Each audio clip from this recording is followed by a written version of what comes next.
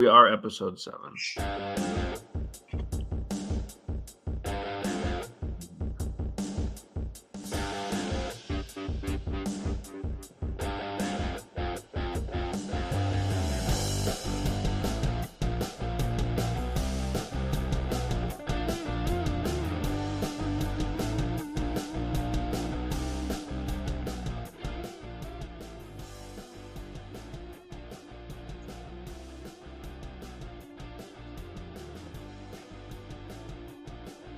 Good evening, everyone. Welcome to episode 7 of the Howling podcast. My name is Jordan Decker. I am joined tonight with Mark Wendt and Chad Berger. You can find the Howling podcast on X at HowlWithUs3. And you can find myself on Twitter or X, whatever, at JD6OP5. A disclaimer to start the show.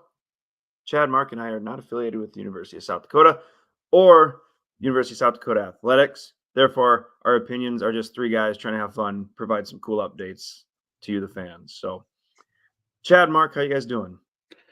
Doing well. Happy D-Days. Happy D-Days, guys. We made it. One of the most exciting weeks of the year. I'm looking forward to this week. This is going to be a good one. I got my door decorated at the office for D-Days week. So if anyone's affiliated with USD Sioux Falls, and watching this, vote for my door. Well, you're not going to be in your office ever, so it doesn't matter. No, I'm just kidding. I'm always in my office. I'm joking. Every time I try to stop by Jordan's office, he's not around. But high school visits, man. Yeah, making it or happen. A plumbing issue at the house. Making it happen. All right, well, let's go ahead and go to our sponsor read next. We are sponsored by the Wakanda Peach Company. All your peach needs straight out of Wakanda. Wakanda Peach Company established in 2022, the lone peach tree in the city of Wakanda. You can find Wakanda Peach Company on Twitter at Wakanda Peach, at Wakanda Peach. Go ahead and give them a follow, and you can see a photo of me here repping the apparel. Mark, you also have the Wakanda Peach Company hat on right now. So excellent to give a shout out to the sponsor right there. Appreciate all the Peach Farm does for the Howling podcast. Absolutely. Well, let's go ahead and talk a little bit about what went down in the past week with University of South Dakota Athletics. First off, golf had a busy week this past week. The men's golf team was at the Tommy Invitational, finishing 4th at the Tommy Invitational, shooting plus 28 up in St. Paul. Women's golf was at the Pat Bradley Invitational in Miami, Florida, finished 10th there. Women's cross country was participated at the SDSU Classic and finished in 5th place. Swimming had tough losses to Nebraska and Minnesota down in Lincoln, Nebraska. But then the women were able to defeat Mankato on Saturday in a dual swimming meet, whatever those are called. Soccer had a couple home matchups that we talked about last week. Tough one to Omaha on Thursday, 1-0, as they say. But then on Sunday, came out with the big win over Kansas City, 4-2. Football played at Murray State, 59-0. That was the final there. USD on top for that. We're going to go over a lot of these in more detail later on, especially soccer, football, and volleyball. And then volleyball hosted St. Thomas on Thursday and Omaha on Saturday. Not the best weekend for USD volleyball.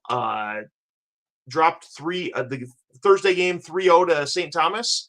And then on Saturday, lost 3-1 to Omaha. So rough weekend for volleyball. We'll talk a little bit more about that later. But before we do that, we do want to bring in a new segment this week. And so we're going to start a new segment that we're calling On the Couch with Dr. O. And so to join us, we have our own Dr. Carrie Oyen to discuss things. Oh my gosh. I love this. Oh my gosh. I'm going to have very high rates for my time with Jordan. Oh my goodness. This is wonderful. I mean, I have so many notes as well.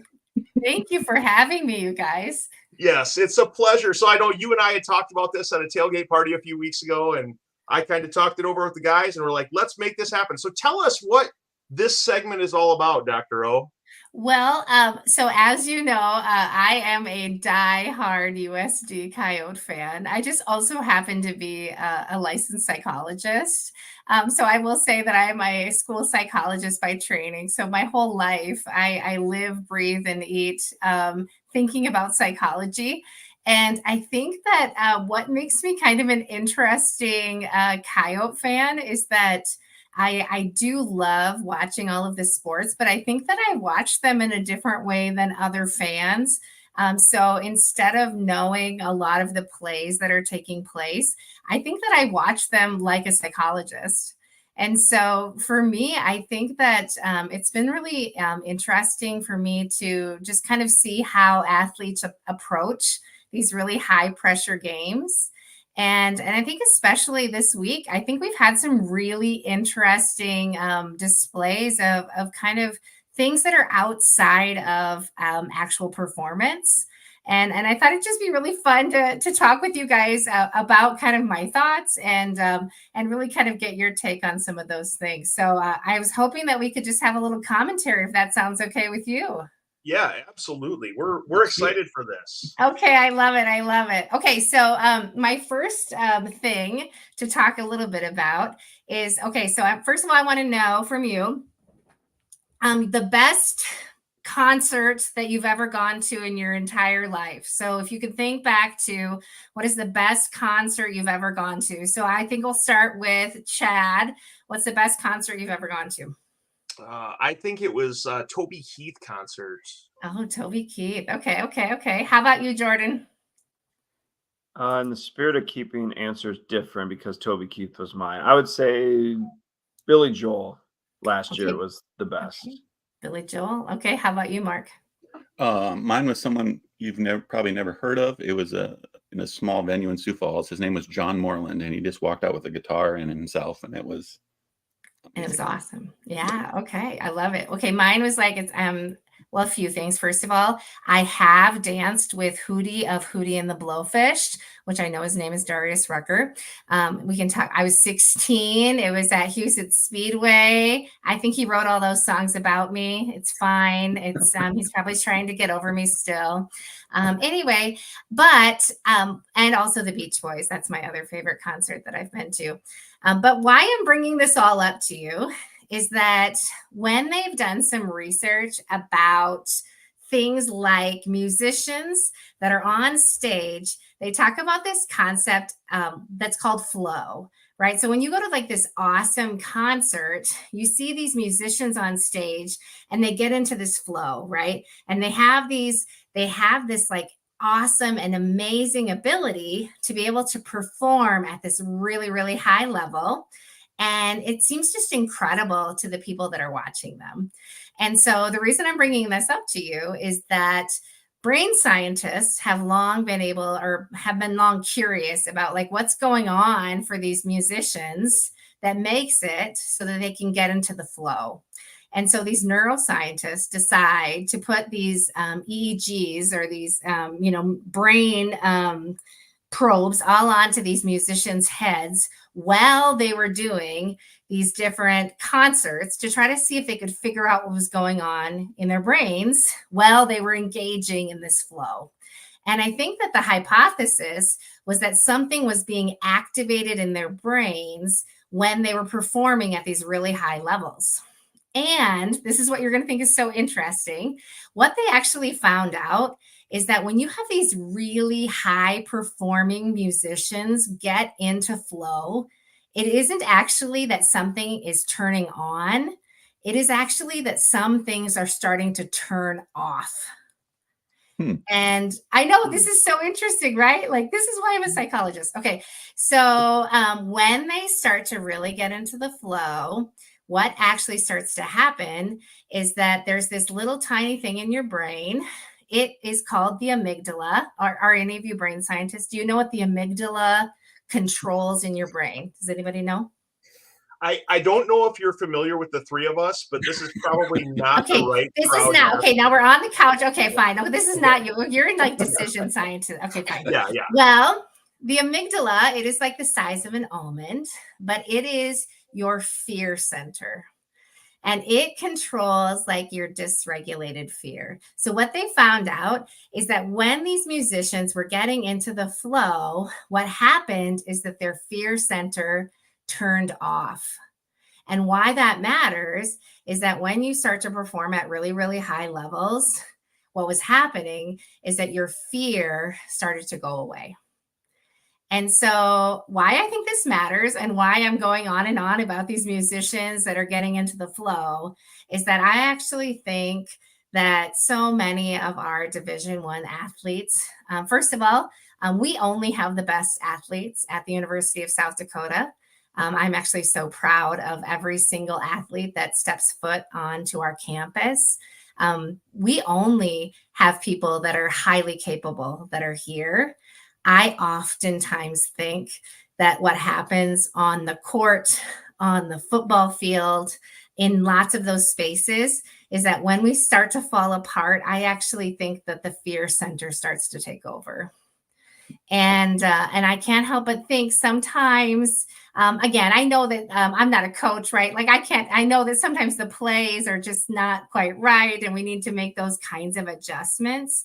But I just can't help but think sometimes when we're in those spaces, when we're doing all the right kinds of things, that sometimes what's happening is that we have athletes that are so hard on themselves that they're kind of getting in their own head. And sometimes when you're in your own head, it's really, really hard for you to perform at a really high level. So I'm kind of wondering, what do you guys think about that? I think that's a great point. I know I do a lot of speaking in front of groups of people, and it's kind of one of those things where I feel the same. You know, the fear thing shuts off, and then until you say something stupid, and then it turns back on, and then all of a sudden you're like, oh, hey.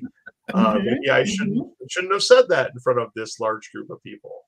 Yeah, like so such a good point that you bring up, right? Like, so I do a lot of public speaking too. And if people are nodding with me and they're like, hey, like if they're doing kind of this nod smile, I think, oh, you're the coolest person ever. But if somebody's like looking on their phone, looking away, kind of like rolling their eyes, all of a sudden I'm like, oh my gosh, I must not be doing it. And then all of a sudden you start to second guess yourself. And then all of a sudden we don't do very well. One of the things I kind of started to think about with this is that I oftentimes think about Coyote Nation. I actually think that we are oftentimes, when we are there and we are cheering on our team, I think we are such an important part of kind of bringing people back from kind of a space where maybe we have the imposter syndrome or maybe thinking we can't control some of that dysregulated fear. And one of the things I always think about is probably for myself, I sit very close to the team. Anybody that knows me knows that I either sit on the court or right behind the bench. And one of the things that you would notice about me is that when I cheer, I only say things that are quite positive about the student athletes. And sometimes I think what's really challenging is that when our teams are doing so well, I think it's so easy, of course, to like say, oh, they're dominating, we're kicking everybody's butt. And this is like extremely positive. And then if we like all of a sudden lose a couple of games in a row, we start to like pick apart things like, oh, it must be that we're doing something wrong, or they're not doing something, or they're losing, some sort of defense or whatever it might be. And I got to tell you, I actually think that's the time that we as Coyote Nation need to say, it's not that. We believe in you. We know that you can do it. We know that you have the talent. You dig in a little bit deeper because we are always going to be there for you. And we always know that you can do it. And especially for things like volleyball. I've just watched a lot of volleyball and it can just change on a dime. Like I will tell you, the next game we play, we could sweep them in 3. And I think it could easily happen. I think we might have just, honestly, I'm kind of glad we got it out of the way. Let's just say last week we got it out of the way. Bad week. Goodbye. We will see you again in the Summit League tournament. I hope you're resting up, Omaha and the Tommies, because you had a really nice time last week, but we're coming for you again. That made me think of the crowd during women's basketball a few years ago, the Creighton game in particular, when we fell behind by like, I don't know, it's close to 20 points. Mm-hmm. And the crowd was so good that year. Like, Yes. okay, we're behind by 20. Next basket we score, we're all going to stand up and cheer our heads off. And then it's Yeah. only 18, and then we get a stop, and then we're going to cheer our heads off. And then Mhm. before you know it, Monica hits the layup to go into overtime, and we end up Yeah. winning that game. That was, and the other thing I thought of while you were talking is when you were talking about the flow. I think Chad probably knows better than me or Jordan, but I think athletes call it the zone.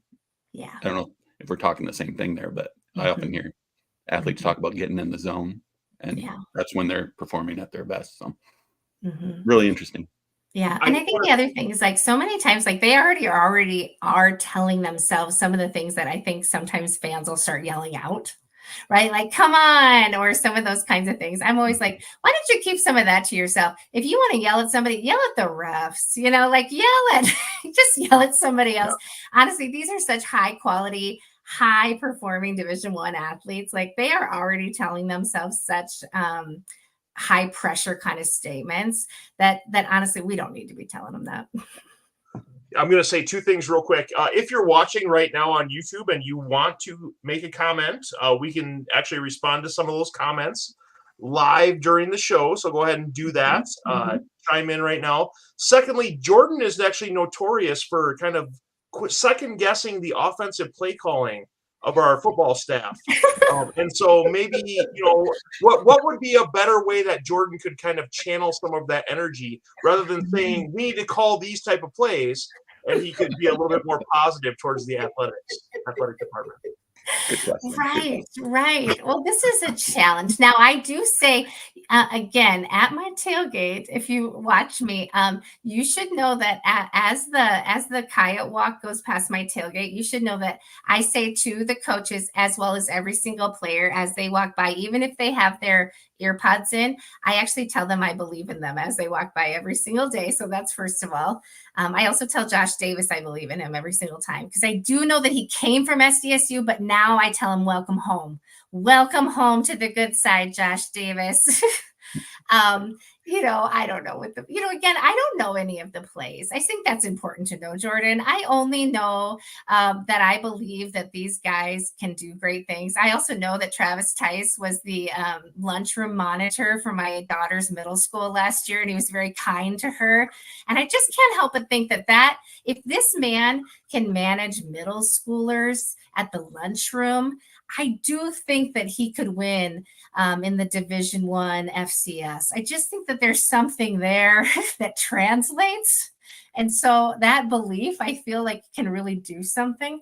I think there's these other things about these guys that's kind of special. I feel like on our offensive line, I think there's a lot of trust there.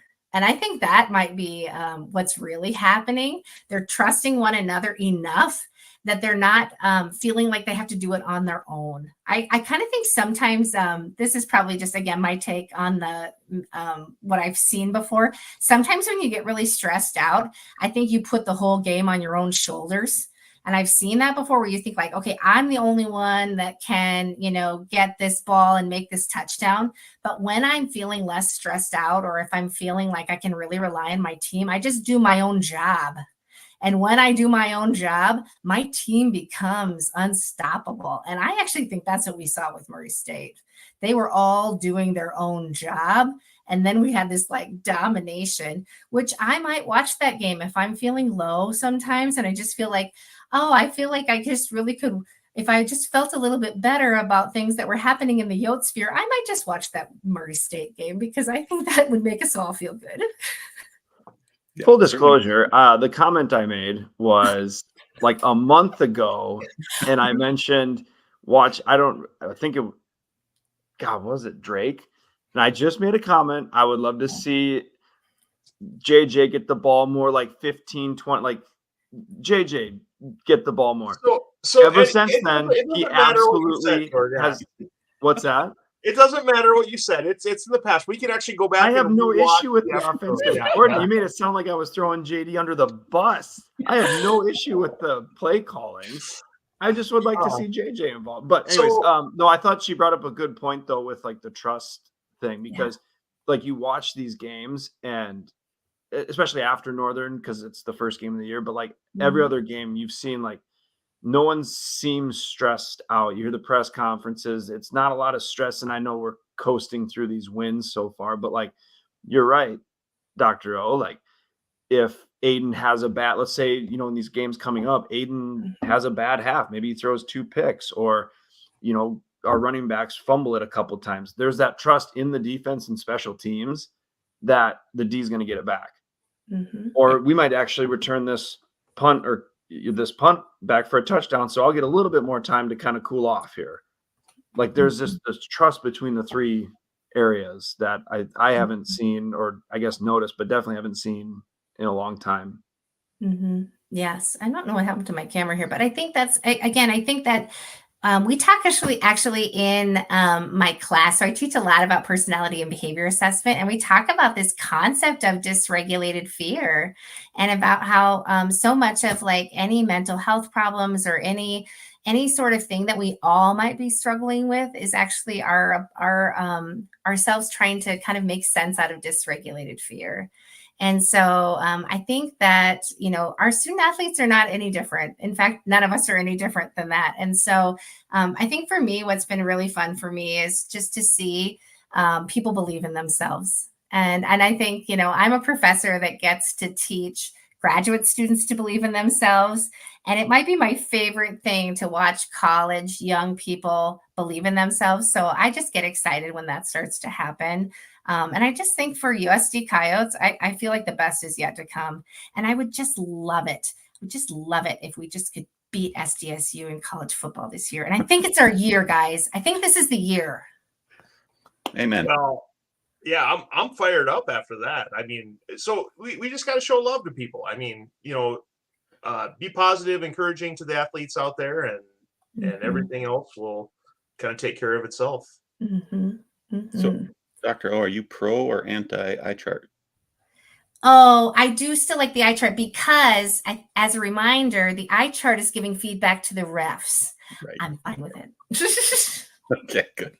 I'm fine with the eye chart because sometimes they need a little critical feedback. In fact, right. I actually was wishing I had the eye chart on Thursday night, because there was somebody that was not positive to me. That was the line judge at the volleyball game that needed a little bit more training, I feel. Yeah, missed a couple back there. He did miss a couple back there, and he was giving the flag. He wasn't doing the right thing. I was very worked up about that. But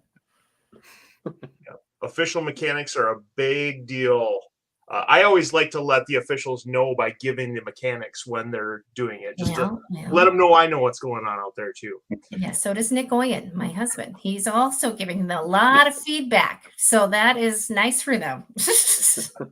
Well, thank you so much for joining us tonight, Dr. O. We are extremely happy. We're looking forward to doing this segment again on the show. So thank you very much. You bet it. And happy D-Days. Have a great D-Days, you guys.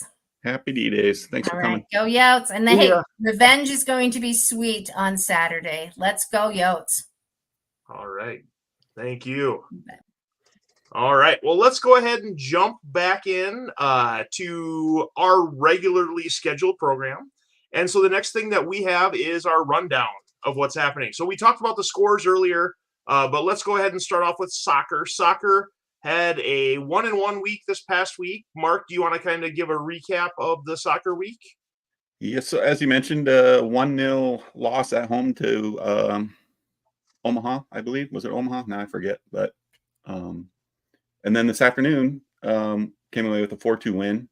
Goals by Izzy Quantaville and another one by Izzy, followed by a Brooke Conway goal, which was a really cool one. She scored kicking on a corner kick. Like the physics don't work there, but it went in. So it was a really cool goal. And then Jania Zanin kicked the 4th goal in, and Coach Thomas received his 50th career win, making him the all-time win leader at University of South Dakota in the soccer. So congrats to him. Yeah, I know we had talked about that a few weeks ago, about how that was on the docket. We had to wait a few weeks to get it, but eventually got that. And I know there was some tweets out about the congratulations earlier. So congratulations to Coach on that.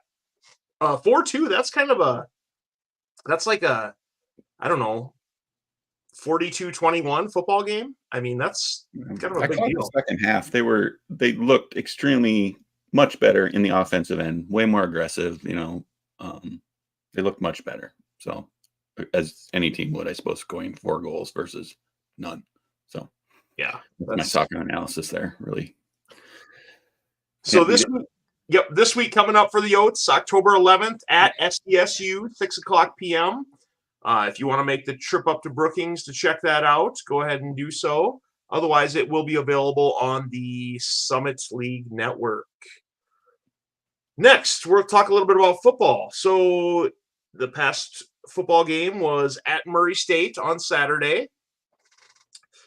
South Dakota won that game 59-0, improving their record to 4-1 on the season, 2-0 in conference. Murray State drops to 1-4 on the season, 0-2 in conference. The Yotes got off to a quick lead, 21-0 first quarter. Put up a field goal in the second quarter to take a 24-0 halftime lead, and then didn't let off the gas in the second half. 21 points in the third and 14 in the fourth quarter to finish with that 59-0 win. This was at Murray State, the 3-hour or so game in front of about 6,500 fans. Were you guys able to watch the game? Yes. Yep. Yeah, most of it. Any takeaways? First, the attendance. I don't know where they were all sitting. That was. I would take that 6 off, and you'd probably have an accurate. It didn't look like 6,000. 437. Unless they're counting the way John was describing on the radio, unless they're counting the people that were in the shopping mall across from the stadium, because that looked packed on the live stream.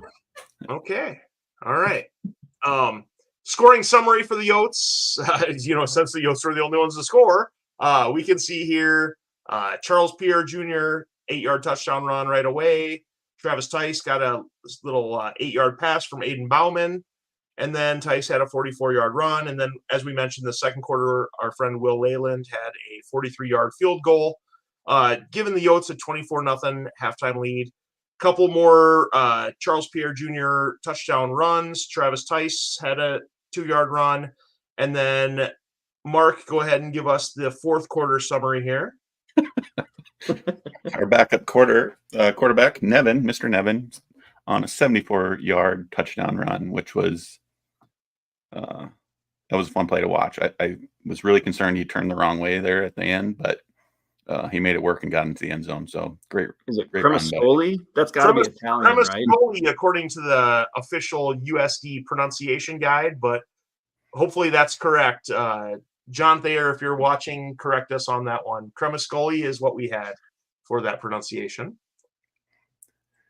And then LJ Phillips got a touchdown there in the fourth quarter as well. So, I mean, that game was, I think we talked last week about the first quarter, the previous week, of being perfect. Like, this entire game was close to that. Like, I think Murray State had one drive where you thought maybe they were going to score, and then we ended up turning them over. And other than that, it was just pure dominance by the Yotes in every category. So, yeah, I mean, 361 rushing yards by the Yotes, 7.7 per carry. I don't know. That seems like a pretty high average. That's like almost 9-man high school football numbers in that regard. Travis Tice had 14 carries for 132 yards, 2 touchdowns on the ground. He also had the 1 touchdown reception. Cremascoli had the 2 carries for 87 yards and a touchdown, and Charles Pierre Jr. 13 carries for 69 yards. Nice with the 2 touchdowns there. Aiden Bauman finished 16 for 22 for 221 yards, 1 touchdown. He did have 1 interception. And Karan Adams had 3 receptions for 83 yards. He was the leading receiver. Any other takeaways from that Murray State game other than the total dominance? Aiden's INT was a really effective punt. That's what that turned out to be. So, and then we had texted a little bit throughout the game too. Aiden has the potential, but his deep balls on the outside, when they've been playing in outdoor stadiums, he's underthrown quite a bit, been a little off. So he's more than capable of making the throws. I hope something's not like bothering him per se, but yeah, some outdoor games coming up to end the season. But that was my only negative thing I saw. But otherwise, yeah, like Mark said, it was total domination. No one's injured, right, guy? I didn't hear of any injuries. I know it was quite hot in Kentucky for the game. I think it was what, No close to cramps, 90 though. degrees. Very interesting. I didn't see one cramp, so I'm just throwing that out there. That's We have a pretty great impressive. athletic department that keeps the guys hydrated. It's amazing. Great, Amazing. great hydration program. Excellent. So next up for the Yotes, D-Days, homecoming, home game here, October 12th, Saturday against Northern Iowa. I think we all kind of know what happened last time Northern Iowa came to the Dome, so we don't need to sit and dwell on that. But what types of things are we looking forward to this Saturday? Well, nothing beats a good D-Days tailgate. Typically more fun and more people and you mentioned the last time Northern State was here. I'm looking forward for a little payback. That was, in fact, I wanted to ask Dr. O about that. Maybe we can next time, about that Northern Iowa game and what happened in the aftermath of that, and what because that seems like a turning point for the program. Since then we're 10-3, and now we're 5-1. I'm counting Portland State. So yeah, D-Days is always great, always fun. A lot of people in town, a lot of old faces, friendly faces, and I can't wait for Saturday. Yeah, I think that in this game in particular, I think it's another one that special teams and defense can really feast on. I wouldn't be surprised if we had more than one defensive special teams touchdown this game. I think we really get after him on punts. I think Keandre, let's just call it now, Keandre is going to run another one back at some point, when we have to, they're only going to kick to us no more than 2-3 times. And one of them is going to be to either open the second half or open the first half. So I'd say we run one back. I really look forward to defense and special teams continuing to build. I'll say probably another 3-4 rushing touchdowns, maybe Aiden, because what was nice the last game is Aiden did a great job of getting the guys down the field with a lot of big passes, but then all the touchdowns came on the ground. So it just kind of seemed like, yeah, Aiden, one touchdown pass was like he set up a lot of those drives, and then you'd have a big run play for a touchdown. So I'm looking forward to watching the defense feast again. It's going to be a good game. UNI is always a good quality, tough opponent. And they just got their what's handed to them at home against SDSU. So they'll be hungry for an upset for sure. All right. Well, make sure to get out to the game this Saturday. Tickets still available. Go to the Go Yotes website, check out the ticket link there, buy some tickets. Make sure to get them early. Don't want to miss out on the game. All right. Next up, let's go ahead and move on to volleyball. So we were all at the game on Thursday night. This is a joke, of course, this picture. This is Mark on the left side here taking a selfie with me and Jordan. You're still chugging a beverage in that one, Jordan? Gee whiz. I guess. Man. We're getting some mileage out of that photo. Spotted cow beer too. How did they sell those in Vermilion? It's a spotted cow. Man. Sneaking them in too. I don't know. Yeah. We'll have to contact security and figure this out. I know some people. Maybe we can get to the bottom of this. But the Yotes, as we mentioned earlier, dropped 2 over the weekend. Thursday night got swept on the home court, and then Saturday dropped 3-1 to Omaha, dropping them to 10-5 on the season and 2-2 in the Summit League. Thursday versus St. Thomas, we mentioned the 0-3. It was 18-25, 24-26, and 20-25. And really, I mean, the Yotes seemed kind of out of it in that one.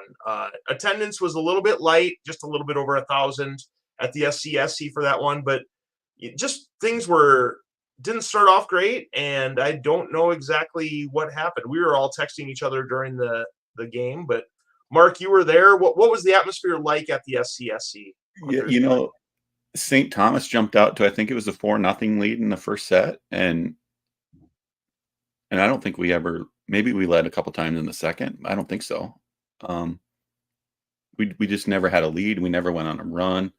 Yeah, like I said, there was something off. To put it bluntly, that's as bad as I've seen them play in years and years and years. So, yeah, the crowd never had a chance really to get into it. Although if we take Dr. O's advice, we should have got up and got loud for him. But yeah, just a unexpected loss, really, especially in the just we kind of got dominated, really.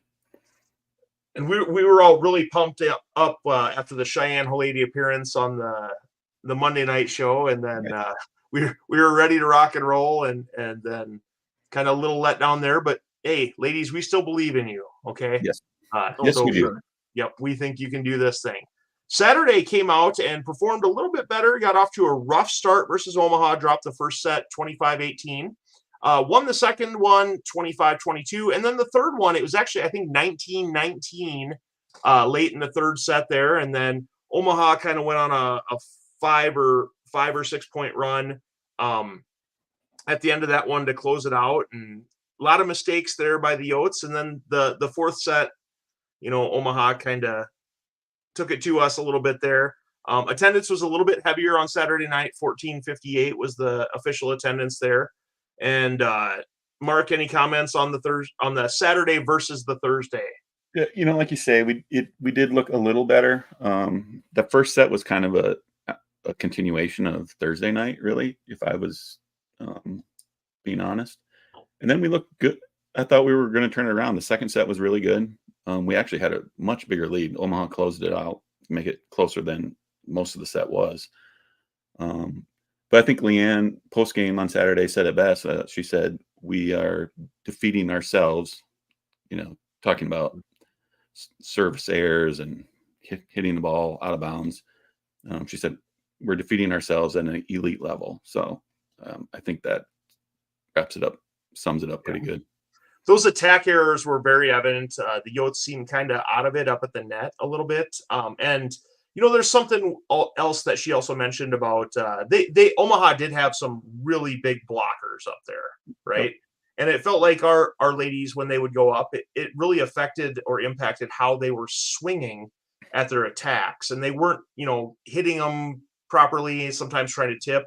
And when you try to tip and you don't get it, it really just gives the other team an opportunity to set it up. And I think that really did impact it. There were quite a few points there where, wasted a few opportunities. And I always say, hey, just swing hard and hope it goes. If they block it, they block it. And they did block quite a few, but just go down swinging. Don't be the tip team along the way. Right. Do you guys think too that, because some folks that don't follow volleyball that listen or watch this, they might not know, like this is an extremely young overall, this is an extremely young team.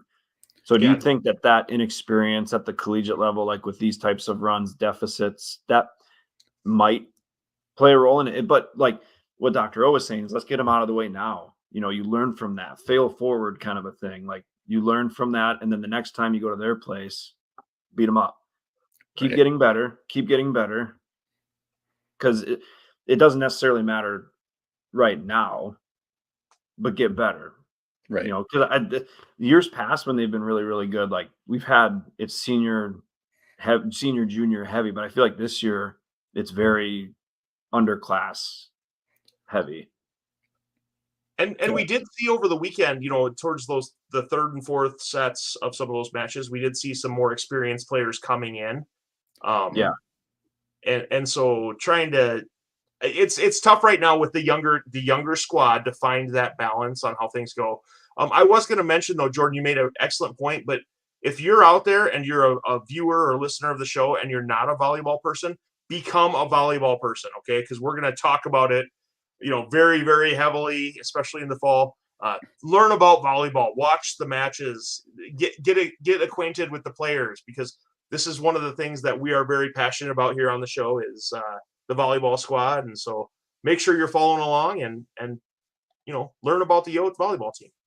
Absolutely. Yeah. And I think Jordan, you bring up a good point. I think, you always hate to lose, and especially the teams that you think you could probably beat. But I think especially for the younger team, it's good to face adversity and figure out how to get through that.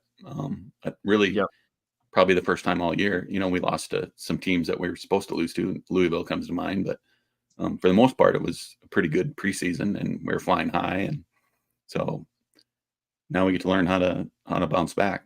And I think Leanne said that also on Thursday night in her press conference after the St. Thomas game is this is a really good learning tool if we choose to use it. So, and I think they will. Yeah, so we'll bring up the Summit League standings. Currently, South Dakota State and Omaha are both 3-0 in conference. North Dakota State is 2-1. South Dakota and St. Thomas are both 2-2, kind of tied for that 4 position right now. And then Kansas City is 1-2, North Dakota is 1-3, Denver's 1-3, and Oral Roberts is 1-3 down at the bottom. This is a very deep league. As teams play each other throughout the season here, things are gonna even out. But the Yotes really got to win those ones that they should win, because coming up here, there's not a lot of cupcakes. Right.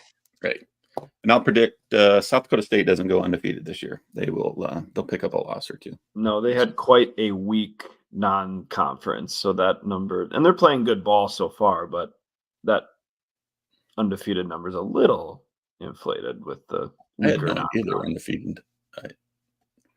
I mean, Denver shocks me because Denver was picked either first or second. Didn't it go Denver, Omaha, USD, or Omaha, Denver, USD? I think we were picked fourth. I was going to say, fourth. You guys look at the overall records here. There's some pretty impressive records. St. Thomas was 10-6, or is 10-6 overall. They had a pretty decent. Omaha was 5-9. But they're 3-0 in conference. So, I mean, there's lots of different things that can happen here. I think it's going to be an interesting season, and we'll kind of see how things shake out. Better days ahead, no doubt about it. All right. Well, let's go ahead. And next up, we're going to wrap up our show by giving our eye chart of the week segment. To do that, we have a nice intro video, best intro in all of sports. Here it comes.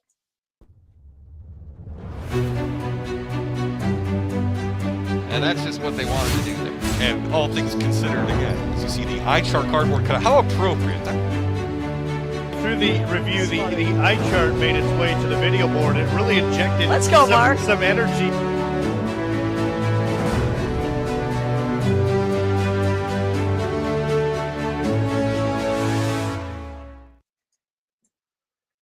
Well, if that doesn't get you fired up, I don't know what does. That's always my, it just gets me going. So, Mark, if you're unaware, Mark Wendt is famous, whatever it is, for sitting behind the scorer's table at home USD events. And when officials make questionable calls, he holds up that eye chart to kind of let them know that maybe they might want to think about, checking their vision before they come back next time.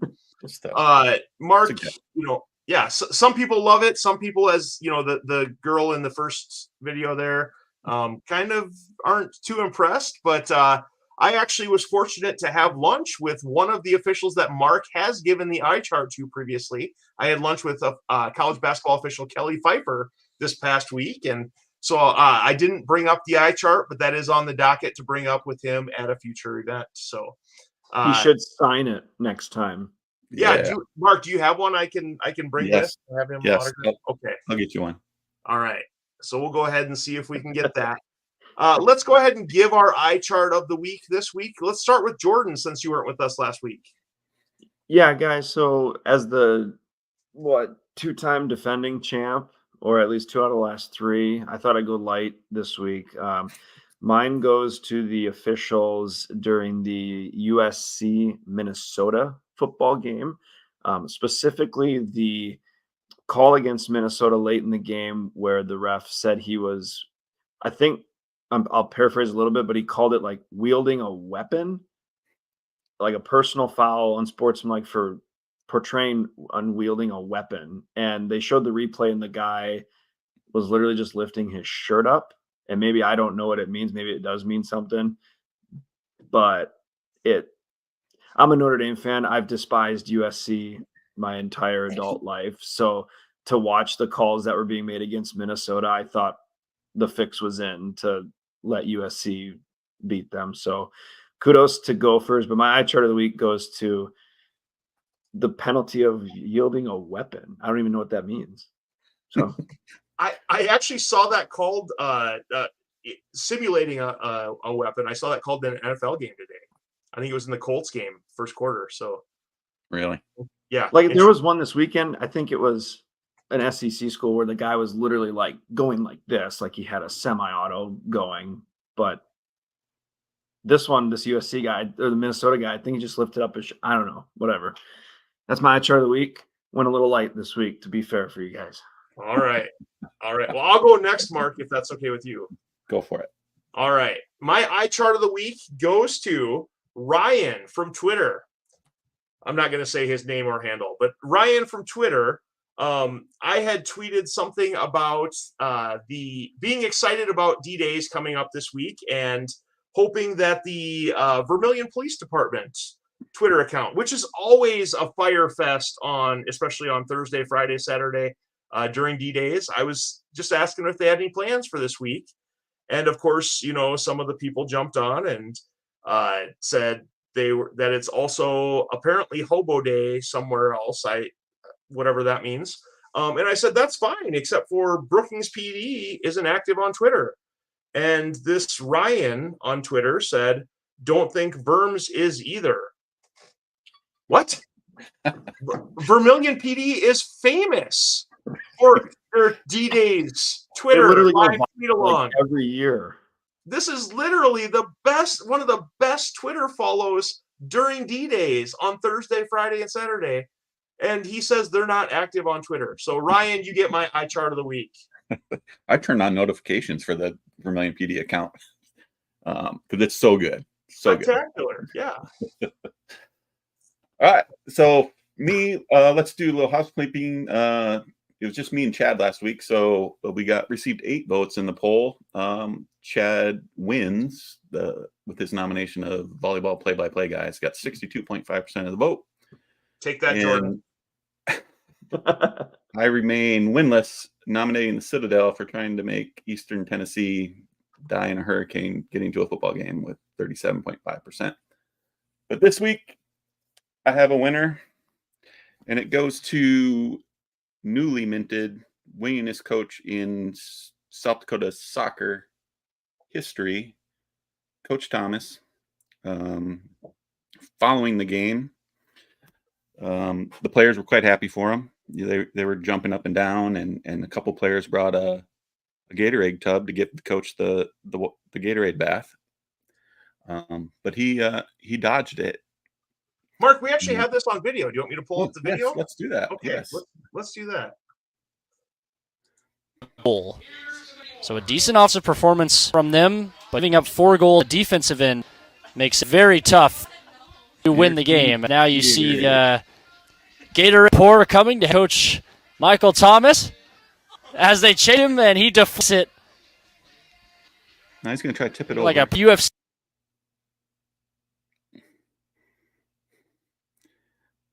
And then, I'm sorry, if you're the winningest soccer coach in USD history and your team is proud of you and they want to celebrate with you, you got to take your Gatorade bath. So, Coach Thomas, congratulations on win number 50, but you also received my eye chart of the week. And we also did get a fan nomination. I don't know if you guys saw this in the DMs, but a member nominated the Howling Pack, actually. Apparently they made a rule where if you're a Howling Pack member and you contribute a number sufficient to get you into the Core Trust Club, they put a cap on how many people you can have in at 2. So this particular gentleman has 4 tickets, contributes enough to be in the Core Trust Club. He has very good seats, but they're only going to let him bring in 2 of his ticket holders to inside the Core Trust Club. So he would like to nominate the Howling Pack for eye chart of the week. And that's what we got. Interesting. I didn't know that. And that's just what they wanted to do there. And all things considered, again, as you see the iChart cardboard cutout, how appropriate. Through the review, the eye chart made its way to the video board. It really injected some energy.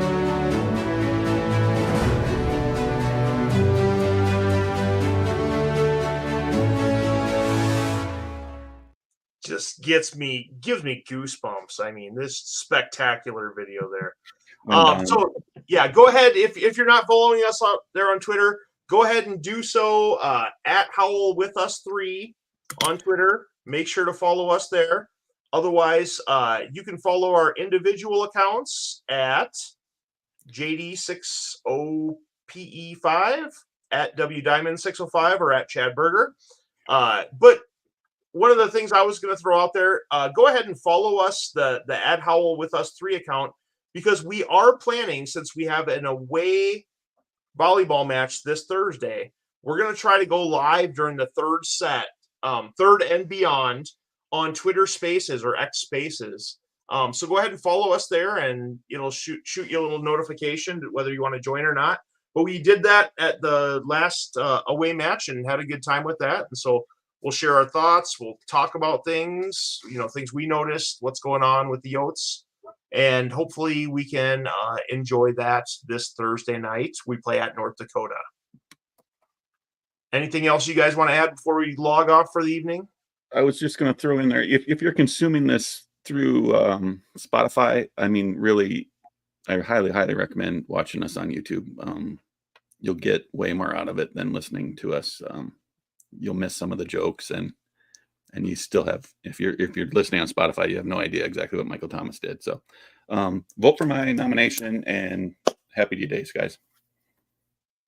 My Jelly shots, my OG Jelly shots, not the copycats of Back to Pack, which are still good Jelly shots.